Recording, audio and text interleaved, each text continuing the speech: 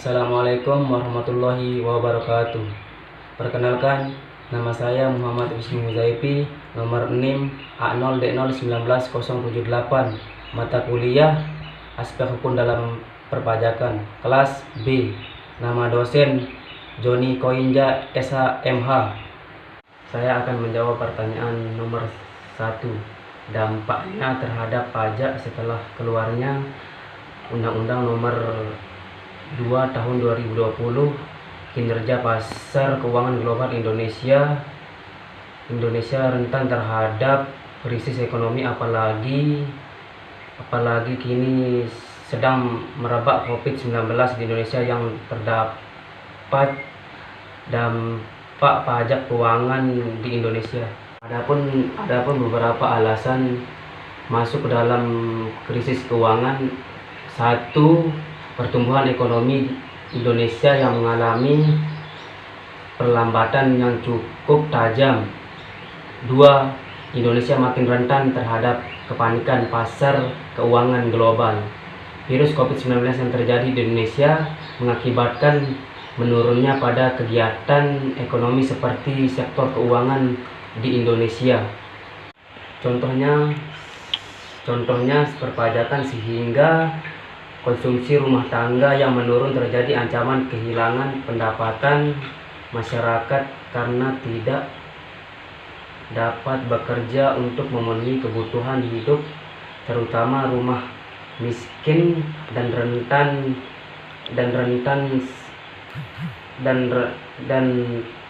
serta sektor informal. Detik penurunan lainnya juga terjadi di Indonesia. Semua perekonomian tidak berjalan dengan baik dan tidak stabil. Maraknya hanya pengeluaran negara yang terjadi untuk mendanai masyarakat yang tidak dapat berpenghasilan saat datangnya wabah ini.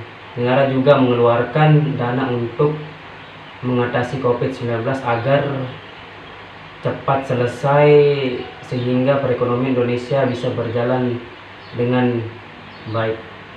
Dalam mewujudkan kepatuhan komparatif wajib pajak, ada beberapa hal yang perlu ditingkatkan, yaitu membentuk sistem yang baik di mana terdapat peningkatan penyederhanaan sistem administrasi perpajakan.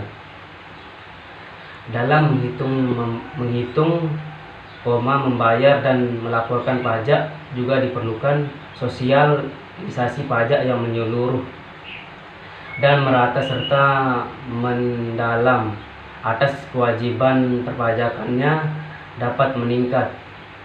Soal nomor 2, bagian A. Menurut pandangan saya, kebijakan pajak adalah melibatkan masyarakat dan para pemangku dalam merumuskan dan pajak suatu mekanisme yang ditempuh untuk dapat merealisasikan kepatuhan kooperatif.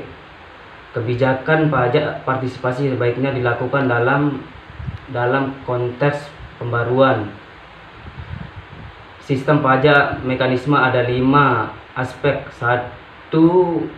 Paradigma kepatuhan kooperatif. 2. Kebijakan pajak yang stabil dan partisipatif. 3. Transparansi. 4. Simplifikasi sistem. 5. Dukungan teknologi informasi yang mumpuni. 2. Bagian yang B. Menurut pandangan saya, kebijakan pajak kooperatif. Wajib pajak kooperatif dalam menghadapi COVID-19, hubungan yang didasari oleh kerjasama dan saling percaya antar otoritas dan wajib pajak. Wajib pajak saat ini dalam menghadapi COVID-19, semua warga masyarakat harus membayar pajak tepat waktu agar kestabilitas kemasukan negara berjalan dengan baik dan terencana, dan sebagai alat untuk menangani wabah, sebagai alat untuk negara membeli perlengkapan untuk menangani wabah virus ini, dan kita sama-sama berdoa agar wabah ini cepat berlalu dan kemasukan perekonomian negara membaik. Nomor 3, kondisi perpajakan di Indonesia setelah keluarnya Undang-Undang Nomor 2 Tahun 2020 dalam upaya menghadapi COVID-19. Kondisinya adalah perekonomian negara menjadi turun dan tidak stabil setelah keluarnya Undang-Undang Nomor 2 Tahun 2020. Tidak hanya perekonomian saja yang menurun, malah semua pekerjaan, banyak meliburkan semua karyawannya atau bisa menjadi memberlakukan pemecatan karena bagaimana negara mendapatkan pemasukan kalau semua toko dan tempat perbelanjaan ditutup, karena di sanalah negara mendapatkan pemasukan yang sangat besar.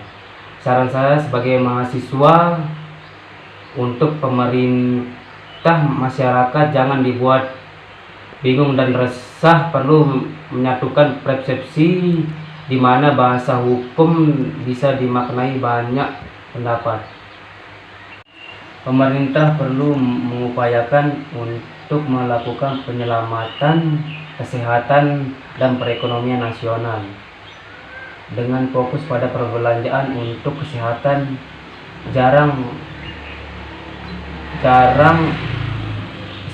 Jaringan perekonomian termasuk dunia usaha dan masyarakat dan berdampak. Perpu mengantisipasi bahwa implikasi COVID-19 telah berdampak pula terhadap membubarkannya sistem keuangan yang ditunjukkan dengan penurunan berbagai aktivitas ekonomi domestik, sehingga pemerintah untuk melakukan tindakan antisipasi dalam rangka menjaga stabilitas sektor keuangan. Demikian jawaban dari saya. Jika ada salah kata, mohon dimaafkan. Terima kasih atas perhatiannya, kurang lebihnya mohon maaf. Semoga apa yang saya sampaikan bermanfaat, dan terima kasih kepada Bapak dosen Joni Koinja SHMH yang telah memberikan tugas ini sehingga saya dapat menyelesaikan dengan baik. Assalamualaikum warahmatullahi wabarakatuh.